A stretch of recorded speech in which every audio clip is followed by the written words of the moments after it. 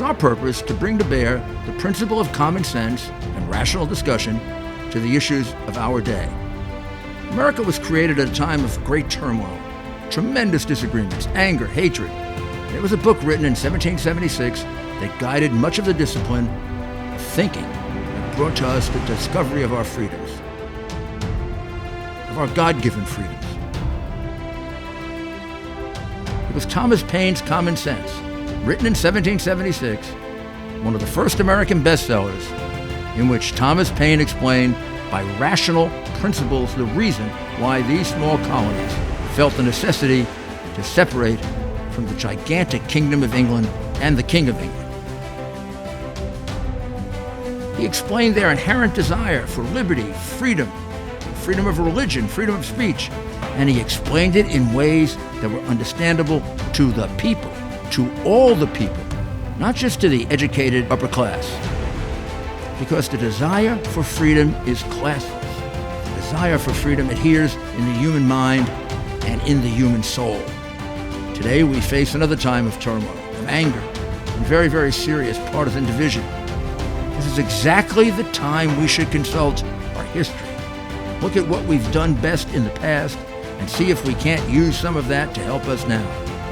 We understand that they created the greatest country in the history of the world, the greatest democracy, a country that has taken more people out of poverty than any other country on earth.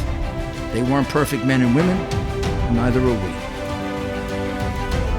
But a great deal of the reason for America's constant ability to self-improve is because we're able to reason, we're able to talk, we're able to analyze. We are able to apply our God-given common sense. So let's do it.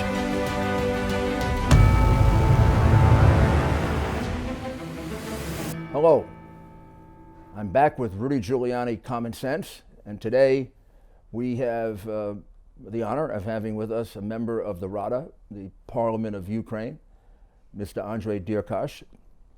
You saw Mr. Derkach interviewed in the last two episodes. Those were interviews done in Kyiv, but he's now in New York, and there are some new developments that we'd like him to discuss with us that are very, very recent and will have a great impact on what's going on. So I want to thank Mr. Derkach for coming, and I want to thank him particularly for his interest in what turns out to be the expenditure of a good deal of American money. This is something that's in the interest of both the people of the United States and the people of Ukraine. So, Mr. Derkach, you're also involved with a radio and television station, correct? Previous, not now. Not now. Okay, and how long were you in that business? About 15 years. So it's fair to say that you. My family involved in this business. I see. Yeah. And for the last 20 years, you've been a member of Parliament. 20 years. 20 years. And tell us what you focus on, what your specialty is, what you're chairman of. The majority of time I used to work in the budget committee of Ukraine. It's questions involved with budgeting, loans, debts, and the transition of money within the budget of Ukraine. And also last time I told you that we were involved in the involvement of the foreign assistance aid to Ukraine. And you were amazed at how much money is being spent and it's not being accounted for. We continued our investigation, and today I passed to you the other part of the documents. On one of those documents, a criminal case is opened already today. The other documents we have to work with together with both sides. The part of your concern, I'm sure, and this is a document you gave to me back in 3-4 months ago when we were in Kyiv. Mm-hmm. There was an accounting chamber decision on 19 December 2017 that was quite dramatic. It found about $5.3 billion that in various ways wasn't properly accounted for. Foreign aid that wasn't accounted for. So is that something that you're looking at now in general, or the foreign aid, and was it spent accountably? Was it spent corruptly? $4 billion out of that amount is the money of the U.S. taxpayers. So of the 5.3 billion, that's in question, Approximately three is 3 American. billion is American. And what I tried to explain and to show that in the last 15 years, there was a huge corruption scheme done to diversify the technical assistance to Ukraine. The system is made in such way that close relatives and people close to the USAID and to the US government receive the funds. Right. Previous officials or acting officials. So that report of the $5.3 billion that was, let's say in general, not accounted for properly, that was never really investigated fully. When we discussed it, you told me that there was a lot of interference by the American embassy in doing that investigation. Is that investigation being done now?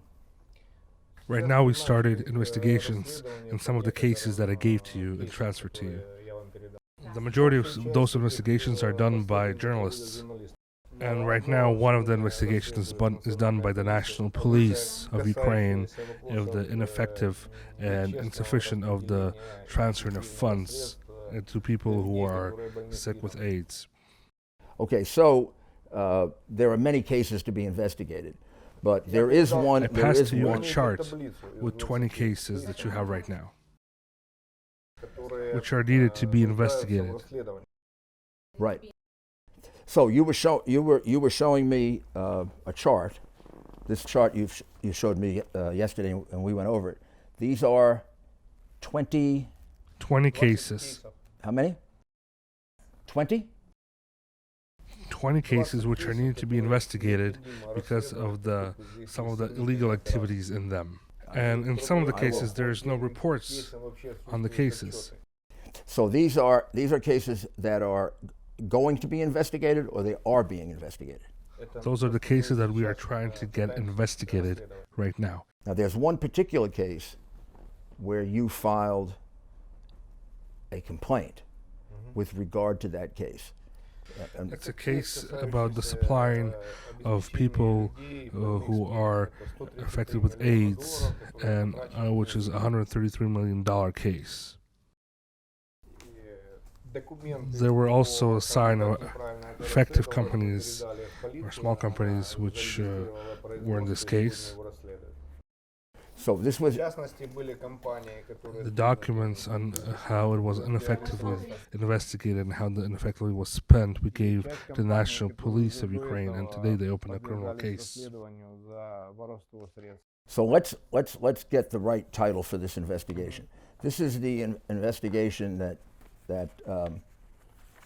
involves the National Center for HIV/AIDS. Is that Right. And is this the formal document that initiated the investigation? These here? No. And that's one that you filed. That's the document that you filed. Yes, these are documents. They are in open source. They're open. They are on my Facebook page. So they're laid out on your Facebook page, and this involves two individuals who ran this center. Can you tell us their names? The journalist investigators sought out a scheme that was built by Sharon Bey and Shabunin. There was a system built that there was supposed to be some sort of anti-corruption system, which is allegedly controlling the distribution of funds to the other organization. And in the result, through the organization of people who are affected with AIDS, a lot of money was laundered. And the name of it, the name of the organization was the All Ukrainian Network of People Living with HIV/AIDS. And the head of this organization was Sharon Bey, who was 4 times convicted prior. And what was the connection of Mr. Shabunin to that? Both Sharon Bey and Shabunin were the head of the organization, anti-corruption organization. And you can find in open sources in Wikipedia of they're both cooperating on anti-corruption initiatives. So the National Center, let's call it the National Center for AIDS, so we shorten it a bit. The National Center for AIDS was run by Mr. Sherenby, and the Anti-Corruption Center was run by Shabunin. And the Anti-Corruption Center, one of its responsibilities was to keep watch over this money. And also to that, Sharon Bey is the board member of the Anti-Corruption Bureau of Ukraine, NABU, where Sitnik is the head. I see. So he has a great deal of influence over the investigators who are specially designated to investigate corruption. They don't even keep secret their ties with the U.S. Embassy in Kiev. And what is Mr. Shabunin's relationship, again, to it? Mr. Sherenby runs the center, and what does Mr. Shabunin do? Together, they funded this anti-corruption center, and for the view of the investigative journalists, they controlled the funds of that center together. And what was Shabunin's connection to the National Center for AIDS, the all Ukrainian network? And there's no straight connection. The main idea was that the Anti-Corruption Center had to control the money and the funds from international donors and from outside to this HIV center. And is that the subject of legislation? Is there a law or regulation that says that ANTAC should review it? No, it's a recommendation when they give foreign technical assistance to an organization. I see. And Sherenby is also part of ANTAC. Is that correct? He was the funder of that anti-corruption center.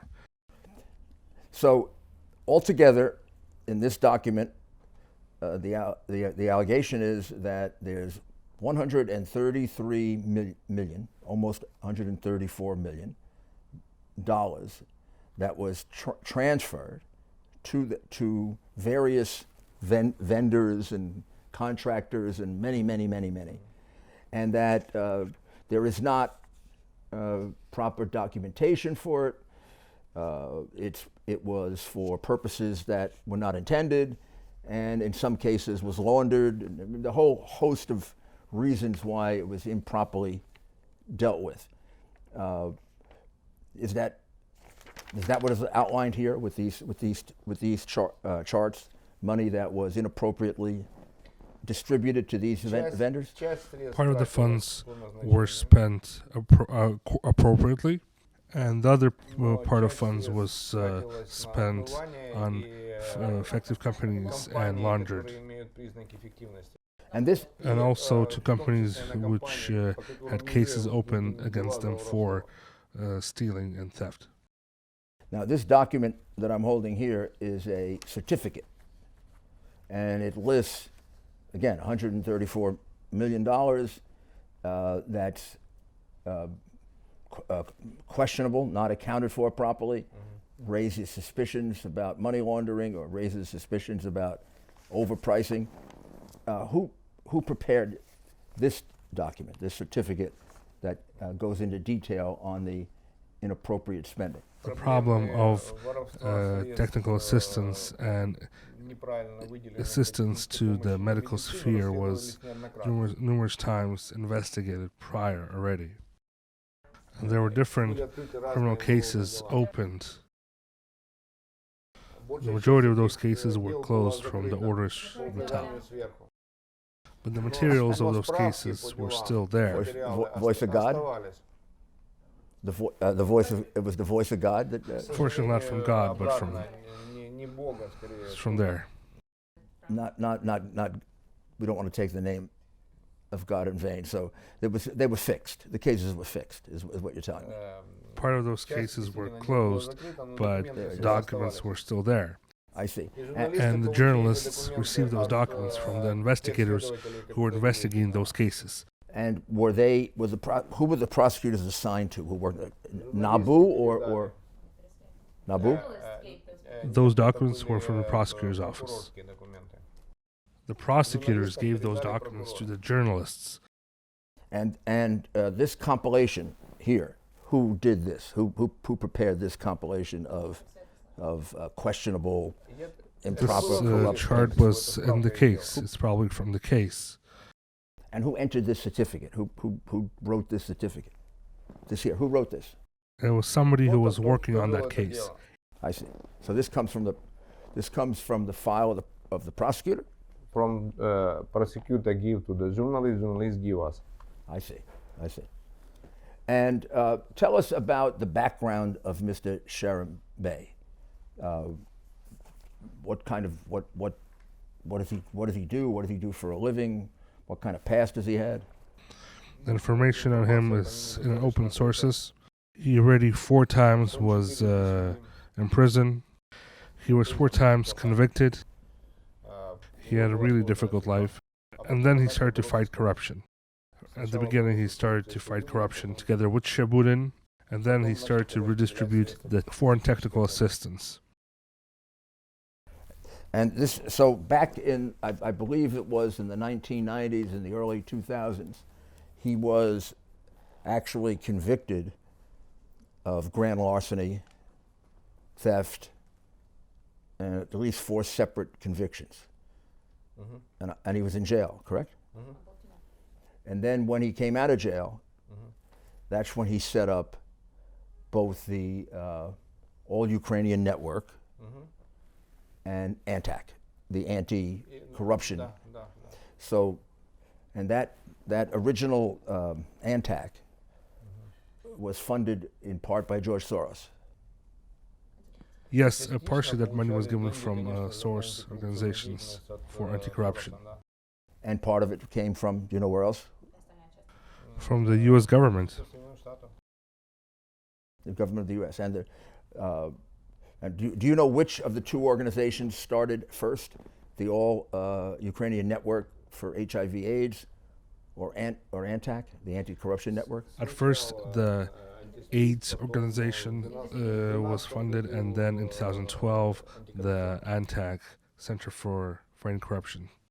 And part of the reason for setting up ANTAC was to have theoretically, to have a check on expenditures like, in particular, the All-Ukrainian Network. Yes, it's more convenient that way. So they set up ANTAC in order to basically audit and determine that expenditures of this foreign aid was proper. And have they ever done that? Have they ever submitted a report or an analysis or? Unfortunately, on majority of those programs, the 20 cases that I gave to you, there is no right accountability or audits done. And this is a problem. So if I understand it correctly, Mr. Sharon Bey is what we would call the common denominator.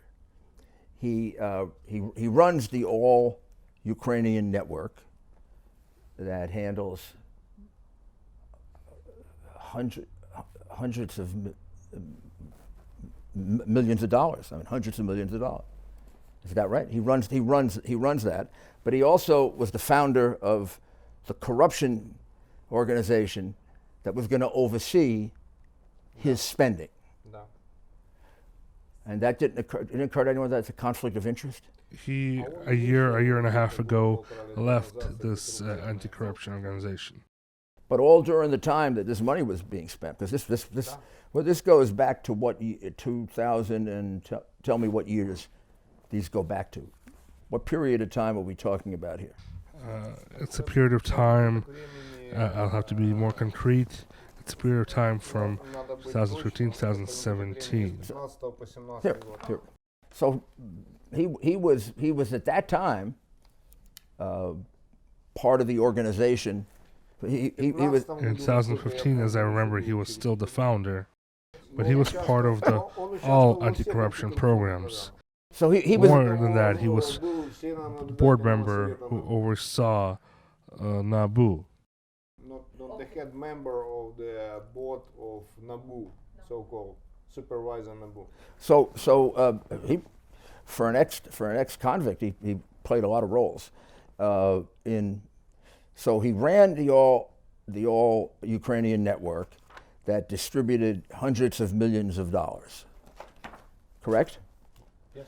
He was a founder of the organization that in part was founded in order to determine whether expenditures like that were accountable. ANTAC. Da. And then he was also involved with the special prosecutors, investigators, the investigators that did corruption investigations, NABU, is that correct? Not exactly. In Naboo, we had an overseeing board, and he was a member of that board which oversees the actions of Naboo. And he was also a member of the supervisory board of the investigators, Yes. 4 times convicted. So he was part. He was 4 times in prison and become after the. Yeah, but that's the point I'm making. He was 4 times in prison for theft. He starts an AIDS organization. There are questions about expenditures.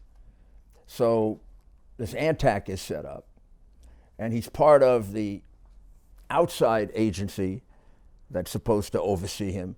And then he's also on the board of the governmental investigators. So he basically controlled, he had his finger everywhere. His finger in every. Problem is that also the Ukrainians and the U.S. taxpayers are being lied to.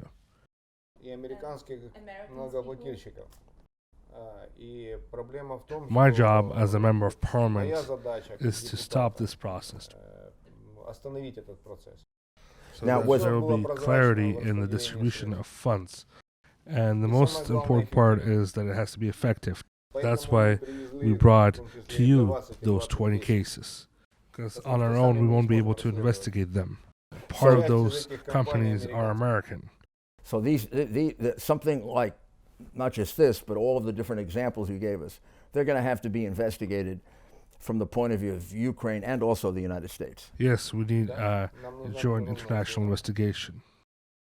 And so, I know this is the conclusion, but we might as well raise it now. And your recommendation, if I remember correctly, is that a task force should be established so that both the U.S. and the Ukrainian investigators can investigate cases like this together. Yes, so we would bring order and the technical foreign assistance. Because we really need that aid. And we are grateful to the United States for that help. It doesn't have to be spent on parties, on champagne, on Xeroxes and copying machines, and it has to be spent on real issues. For those of you who know me, in addition to law and politics, I'm passionate about the Yankees, baseball, football, all sports to watch, golf to play, history to read, opera, classical music to listen to and watch, and cigars to relax and socialize.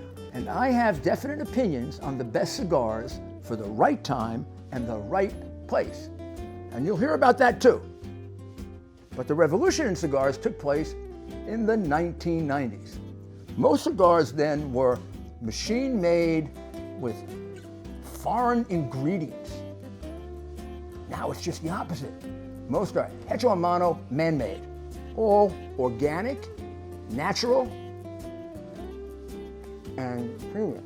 The revolution was led by one man and one man alone, Marvin Shanken, and Cigar Aficionado magazine.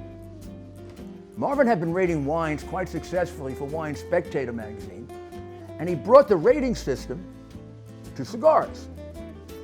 The first cigars rated in the 90s were gone in a flash. Even now, the first thing I do when I get my magazine is I go right to the ratings page. Here it is. 93, 91. Oh yeah, I'll go for that one.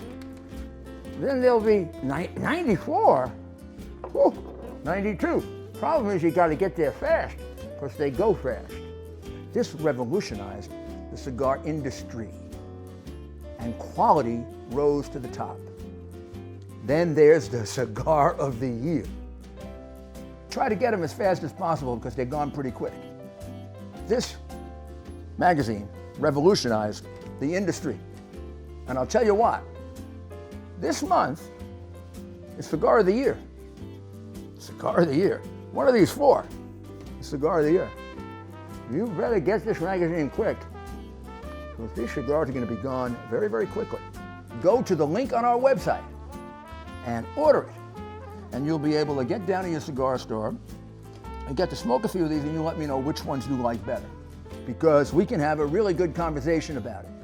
Sometimes I do agree with Marvin, and when I don't, I let my opinion be known, and Marvin usually says, stick to the law. Also, along with Rated Cigars, there are articles on politics, sports, interesting profiles, and Marvin also has Wine Spectator, Spirit Advocate. If you like wine, if you like scotch, if you like bourbon, if you like rye, if you like vodka, if you like gin, they're the magazines for you. And you know what? Subscribe to Cigar Aficionado right now through the link on our website.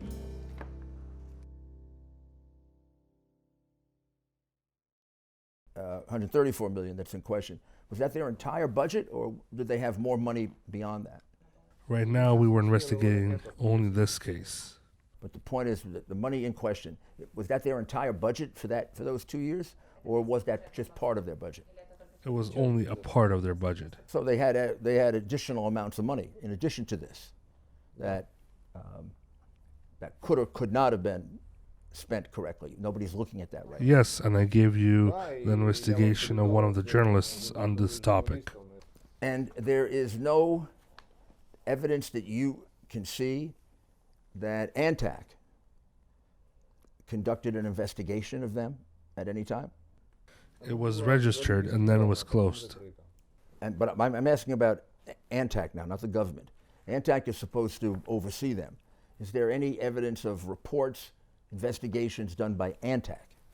No, there's only a statement.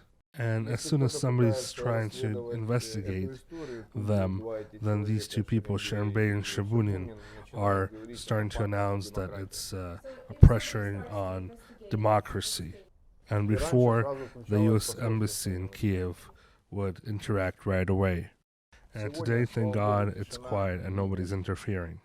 So the answer to the question is that ANTAC never conducted, there's no evidence that ANTAC ever conducted an investigation. They reacted to investigations being conducted by others. Is that correct? Yes, yes.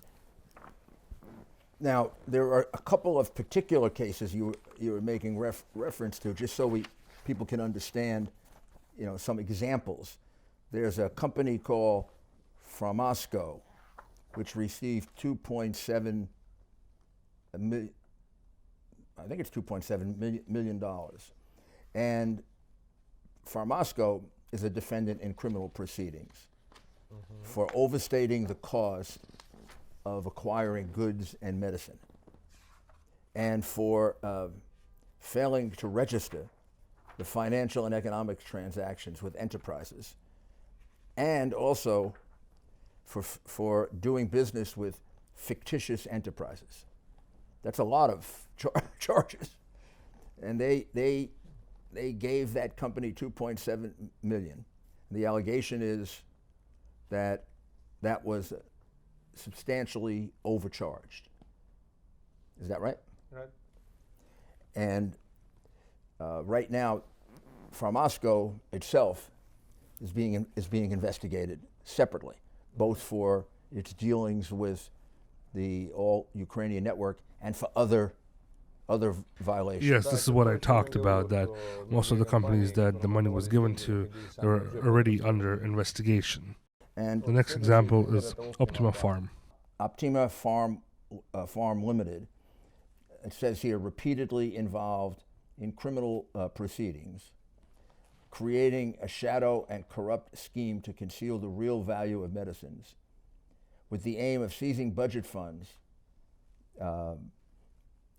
and the significantly higher prices would then be corruptly diverted. Is that right? It's all that Right. you could find in open sources. You filed a document in which you laid out those examples and then a number of others. This is the document that you, Mr. Derkach, filed requesting an investigation. Yes, that's why we said that this has to be investigated. And as soon as this investigation started, there was a lot of pressure from Shibunin and Sharon Bay because of this investigation. And this investigation specifically involves as the focus of the investigation both Sharon Bay and Shibunin, and it alleges that they organized a scheme for embezzlement of international technical funds. That basically a conspiracy. Because it's what our journalist investigators think. And this is the opinion from the prosecutors who gave that documents to our journalists, investigators. And one of the specifications that you have in this that goes beyond the other one is this one here for 5.3, almost 5.4 million to a company called, and you can probably pronounce that better than I can, Svitlo Nadi NGO. Svitlo Nadi. Yes, it's an NGO. And in this particular case, they're supposed to care for internally displaced persons.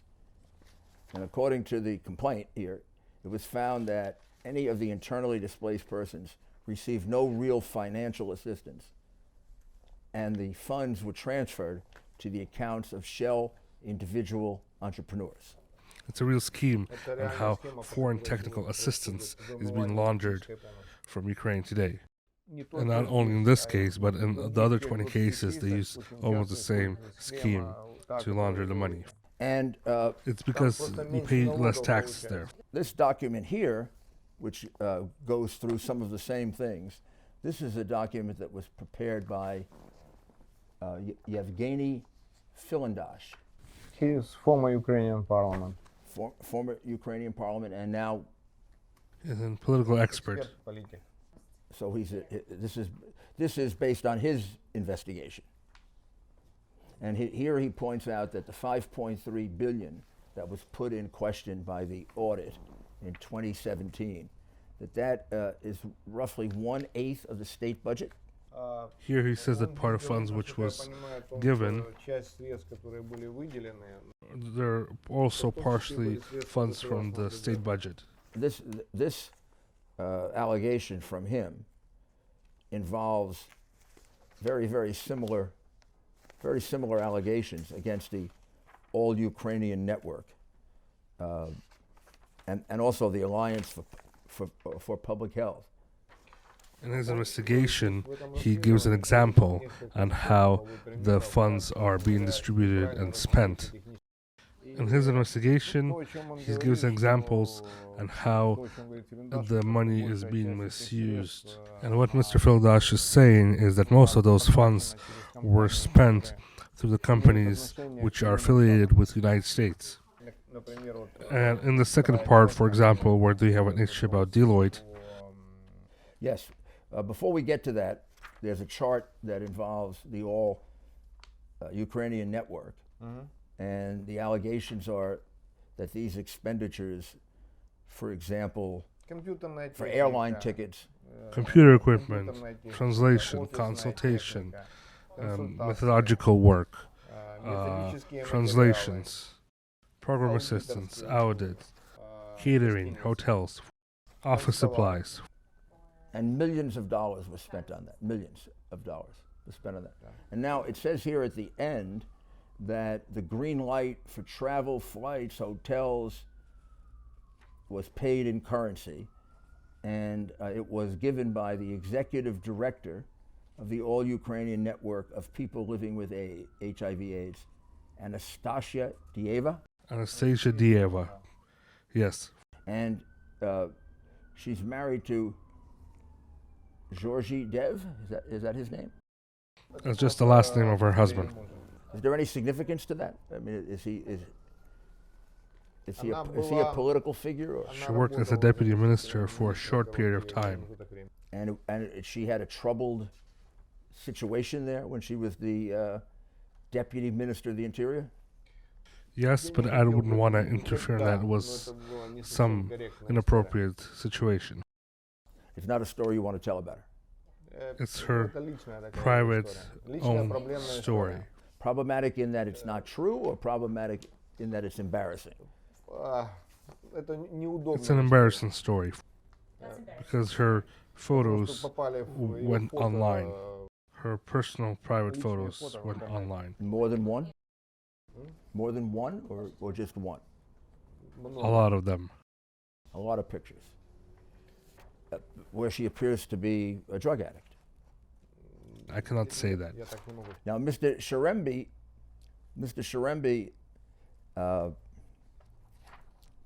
has already been involved with the law many, many times. Back in the early 2000s, at least 4 convictions for theft in large amounts. But in 2017, he was alleged to have purchased medicines at inflated prices for money kickbacks from the Global Fund. And then that case was closed. Was there ever a proper investigation of that?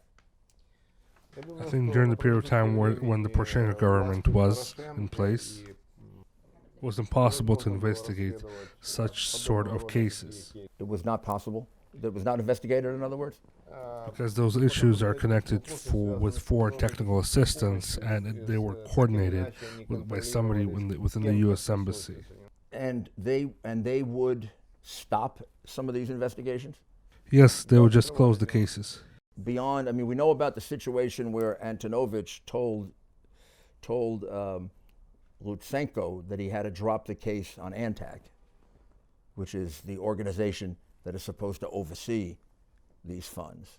But are there other situations where cases were dropped? Yes, I've heard about this. I cannot confirm the whole truth of that story, but the prosecutors and the police officers who investigated these cases of technical foreign assistance, they told to many journalists that they were blocked from investigating such cases. Now, the funds for the National Center in part come from USAID and also the Renaissance Foundation. Who runs the Renaissance Foundation? The Renaissance Foundation is the Soros Fund. That's George. That's how George Soros made his investment in. Most of the programs which are financed by the USAID are also financed by Soros. When I came to work as a member of parliament the last time, on my table I was given a big booklet, and from one side it was said USAID, from the other side it was said the Soros Fund, Renaissance, and recommendations for the member of parliament. And it was really pricey paper. It was made all on very expensive paper. Very expensive quality paper, quality expensive print. And all members of parliament received such book, and all were laughing in the parliament. So the U.S. government, USAID, and Soros co-invested in these projects. Is that right? In many other projects. Not just ANTAC. Not only in that. Now, with the programs of Internews is the same case. Partly such programs are financed by USAID, partially by Soros Foundation, partially by the European Initiative for Fighting Corruption. Journalists also investigated this activity, and also the European Anti-Corruption Initiative, where the money are being distributed improperly. Now, according to this document, Mr. Fillandash's document, the misappropriated funds are approximately 143 million. That's about 10 million more than is alleged in the I think he's using the data which is added on after 2017. And also, he has another scheme which is being used by Deloitte and Touche, which is we can see it here in the papers. This is a separate case. Yes, for the This 23 is a million. case of 23 million, and according to the allegation, part of the money was laundered simply through private entrepreneurs, without any intended use and with no reporting. Would this be another situation that Antac was supposed to oversee? Everybody has to pay attention to this. $200,000 was spent for laptops and cell phones. $3.5 million for publications and postal services. And this organization, what was its function? What was it supposed to do? This is a program about nothing. It's a program about nothing. So $22 million was spent on a 23 million. There's a lot of these programs. If you open up and see the cases, there's a lot of these programs for $70 million. If you open up and look at the cases, you can see by the name that the program is about nothing. It's an example of the influence of wind on the democracy in Ukraine. $70 million for that. Pardon me? You have to say that again, because that. Even you can see it by the names of those programs. They are about nothing. The program about adding up confidence in yourself. It's a program to help people to be more self-confident. And how much money roughly was spent on making people self-confident? I gave you that document. How much it was worth. Does it work? How much it was worth. How much it was worth. We're gonna see right now. For example, democratic arrangement and development in Ukraine. Democratic regulation in Ukraine. $57 million.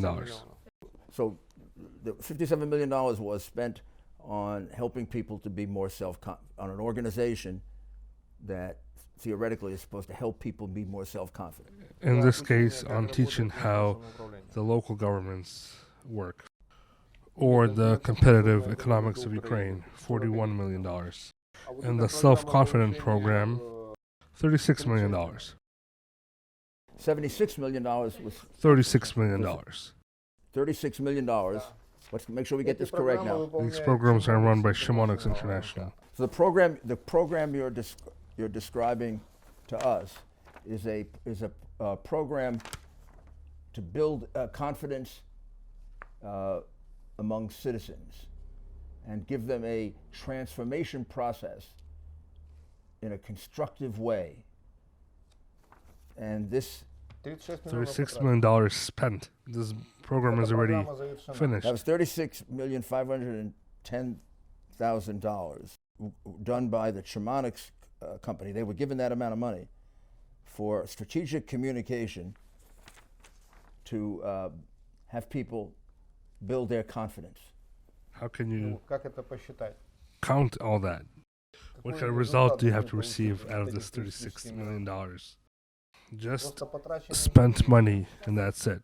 Well, I mean, as long as we're talking about Chemonics, it's also alleged that in 2015, USAID allocated Chemonics $9.5 billion for a program to prevent and treat HIV, AIDS, malaria, and tuberculosis, and it was reported in 2017 that only 7% of the supplies of medical products were delivered under this program and arrived on time and in full.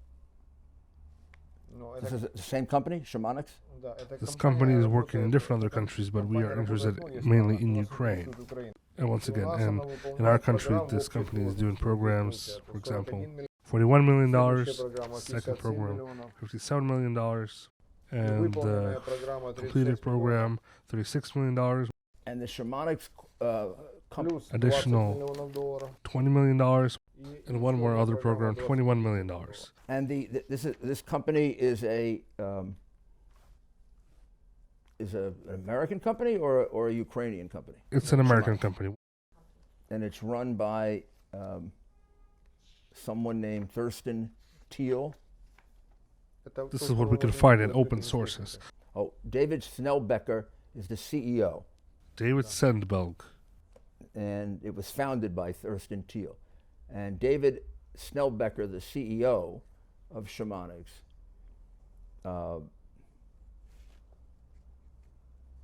is close to Senator Biden, then Senator Biden, Joe Biden. This is from open sources. This is what the journalists are providing to us. So we discussed today the all Ukrainian network for HIV/AIDS, Mr. Sherembi and Mr. Sabunin, and their involvement in diverting and improperly handling about 133 million. That case is actively under investigation now. Yes, the police is investigating that case. The other cases that we talked about, like Shamanics and the 20 that are in the chart, those are cases that are going to have to be investigated. They're not being investigated right now, but they're on a list to be investigated. So that's going to be quite a long job. And I'd like to ask you, as we conclude, what your recommendation is for the best way to get these cases investigated, particularly since they involve, in many cases, large amounts of American money. From our side, we will, as members of parliaments, we will send requests and official letters to get official information into our hands.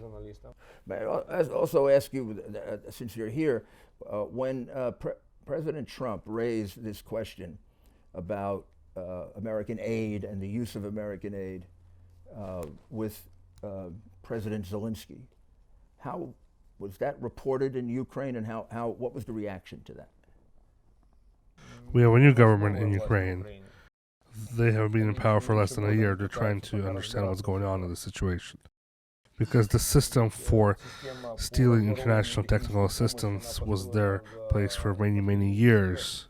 And when President Trump said we want to investigate, find out what's going on, he was correct and right. Why do U.S. taxpayers have to pay money for nothing? And why do the Ukrainian citizens don't receive real help, but only some fiction? There has to be a very strict control and audit. And there has to be a report on the effectiveness of such help. Because we can make up different programs. As I said, as a joke, the influence of wind on the democracy of Ukraine, and we can spend 70 million on such program. Well, Mr. Derkash, you've raised some very, very important issues. And I really am very encouraged by the fact that these investigations are being taken so seriously, and a lot of that has to do with you. So for the American people, I thank you for being conscious of the expenditures of our taxpayers' dollars, and also for your own people, because they're not getting, by any means, the full benefit of the money that we're giving them. So thank you very much. Thank you for assistance and for a good job for the people of Ukraine. Yeah.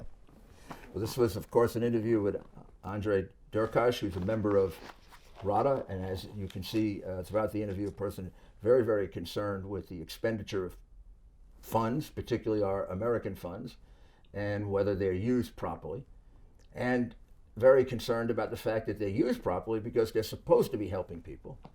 And in fact, large amounts, in this case 133 million or 142 million, whichever figure you use, was not properly accounted for, diverted, laundered, or flew off into the wind. But it didn't get to people, and it didn't get to help people. That's an extraordinary amount of money. The two people involved are Mr.